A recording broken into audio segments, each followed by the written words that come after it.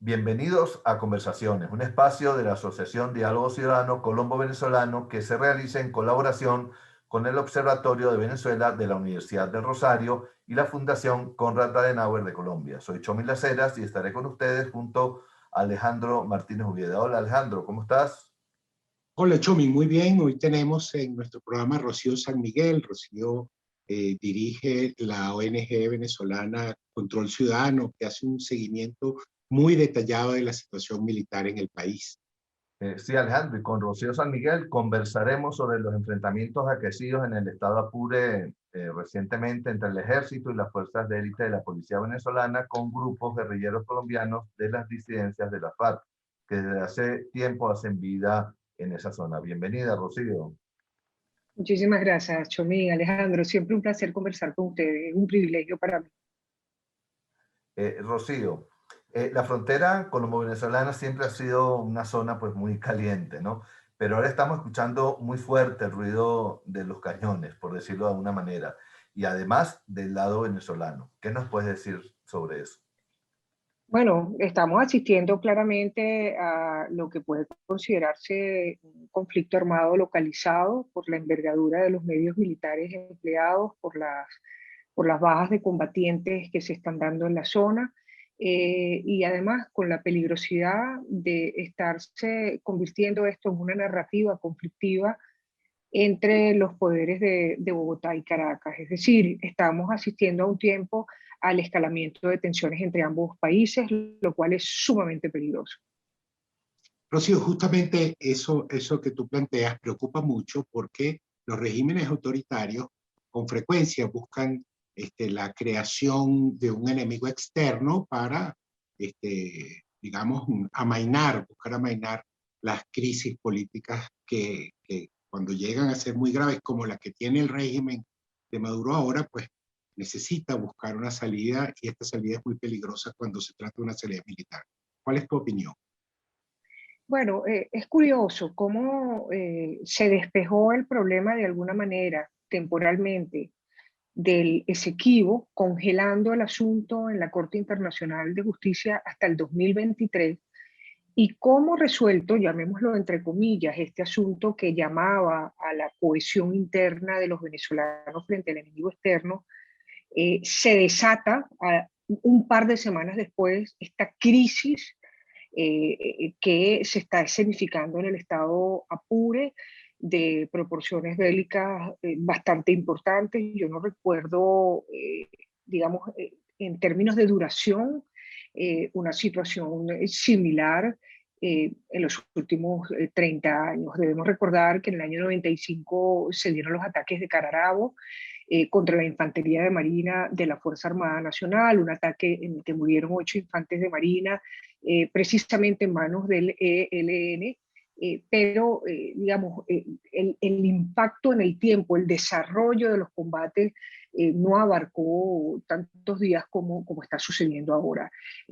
Hay algo, y hay una pregunta clave que debemos hacernos. Si sabemos que por 30 años han estado las guerrillas en la zona fronteriza venezolana, ¿qué ha pasado? ¿Qué ha roto el status quo? ¿Por qué esta escalada de violencia? Bueno, aquí valen muchas preguntas vinculadas a el papel de la Fuerza Armada Nacional y los ataques recientes que decidió emprender el 21 de marzo. Cuando comenzaron con un sobrevuelo de aviones de combate ligero, K-8, y posteriormente el despliegue de unidades Caribe del Ejército, grupos de la Guardia Nacional e incluso de la Infantería de Marina de la Armada. Es decir, una operación que denominaron Lanceros de Apure, que dio muy duro a lo que en un principio fue denominado por la Fuerza Armada grupos delincuenciales, pero que claramente por el resultado inmediato del asesinato de 2 efectivos de comando de la Fuerza Armada Nacional ya daba otras características. Entonces, ¿qué pasó allí? Bueno, cuando uno trata de entender, lo primero que se está observando es que no parece similar el, no parece similar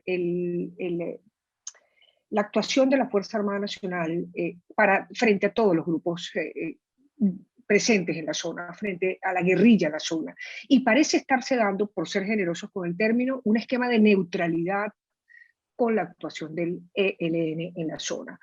Esto es sumamente grave porque inmediatamente, como parece advertirse, está generando retaliaciones de parte de los grupos que no son favorecidos. Eso es lo que estamos observando en muy pocas palabras. Rocío, en los acontecimientos sucedidos en la frontera de Apure con el Arauca ha actuado el ejército venezolano, pero también las fuerzas, las FAE, las fuerzas de la unidad de élite de la Policía Nacional Bolivariana, muy cuestionada, una unidad muy cuestionada en el informe de Michelle Bachelet, que pidió su disolución por su cuestionada actuación en temas que tienen que ver con los derechos humanos. Tres hipótesis podemos tener frente a esto que ha ocurrido. Uno, se está utilizando la FAES, que es una unidad de la Policía Nacional Bolivariana, para hacer el trabajo sucio que la Fuerza Armada Nacional no quiere hacer. Esto nos rememora la época de la llamada Cuarta República en Venezuela, en el que se utilizaba la DICIT en zonas fronterizas para hacer trabajos sucios que la Fuerza Armada Nacional no quería hacer. Hipótesis 2. La Fuerza Armada Nacional está desmoralizada después de la baja de sus efectivos y necesita este refuerzo en el marco de la nueva teoría de la Unión Cívico-Militar Policial en vigor por parte del poder, algo que ha sido seriamente cuestionado en términos de derechos humanos.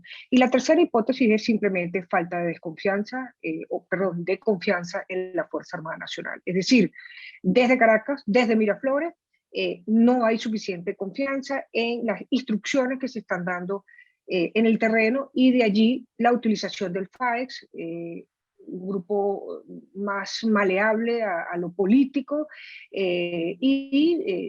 capaz de realizar tareas que no está dispuesta a realizar la FARC. Esas podrían ser las hipótesis que llevan a esta circunstancia de mover la FAES a el estado de Apure. Rocío, ¿qué escenarios ves como posibles desarrollos de estas escaramuzas, de estos conflictos? ¿Qué opciones ves? Lamentablemente, y lo advertimos 2 días antes de que comenzaran los hechos, un evento en el que analizábamos los datos de la violencia en los estados fronterizos, donde cada 2 días está desapareciendo una persona, donde cada 6 horas se sale asesinada una persona, donde hay una rata de homicidios y de desaparecidos, pero también de choques fronterizos muy alta. Vemos un aumento muy peligroso de la conflictividad. Vemos la posibilidad real de un choque militar entre ambos países mientras no se desanden los esquemas de escalamiento en las tensiones.